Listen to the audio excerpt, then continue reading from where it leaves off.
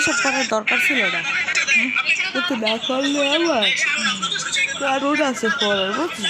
একদম কিছু যদি নাই আওয়ামী লীগের লোক, তাহলে আওয়ামী লীগ একদম ইয়েই যায় না, নির্দেশেই যায় না, ওই যে হালাত।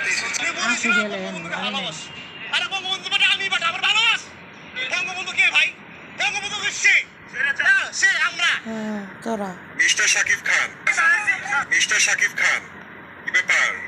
আপনি 15 আগস্টের শোক দিবসে শ্রদ্ধা জানাচ্ছেন, কি আওয়ামী লীগের সমর্থন টানবেন?